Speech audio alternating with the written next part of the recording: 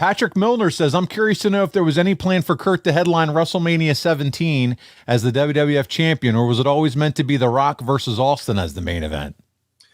Unfortunately, they had plans of The Rock versus Austin that whole entire year. And what they did is The Rock won the title the year before, and they had me beat The Rock so I could have a title reign for about 6 months, get myself over, and then Rock would win it back from me at No Way Out the month before WrestleMania. And so that was all done. It was all pre-planned. I got a good run, a 6-month run. It made me a big star. The Rock and Austin ended up main event in WrestleMania for the world title. And unfortunately, I didn't get the main event WrestleMania, which at one point, I actually believed that I would. I didn't know about The Rock in Austin that were going to main event WrestleMania. The company never told me, but once The Rock beat me in No Way Out, they told me this was planned the whole time. So, put it this way, Rock versus Austin, you can't get any bigger than that for the main event of WrestleMania. So I understand why they did it. All right, Kurt. Next up is Dan, and he says, when you and Austin were injured in 2001 and did the famous skits with Vince McMahon, how much of it was improv? It seemed you and Stone Cold were always corpsing and struggling not to break character. Jimmy Crack Horn still gets me to this day.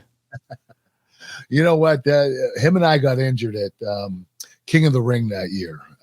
I hurt my back, and Austin hurt his back. And I think I told this story before on the show.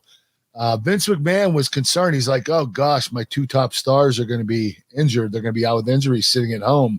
You know what? I'm going to keep these guys on the show, and I'm going to have them do pre-tapes together. We're going to do some funny stuff. So Vince planned that out, and Stone Cold and I, we had a lot of fun doing it. And the crazy thing is, up until then, I didn't know how to ad-lib, because when I was in WWE, they'd write me my scripts for my promos, and I would read it word for word. And I didn't know how to ad-lib. So I learned it that way. That's how they started me, by memorizing my scripts and memorizing it word for word and saying it word for word. So I didn't know how to improvise. And during these pre-tapes, Vince and Steve were like, listen, we're not going to tell you exactly what to say.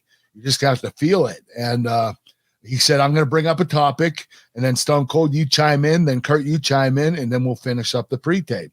So it was all ad-lib, but it taught me how to ad-lib, which was pretty cool. I never did that before.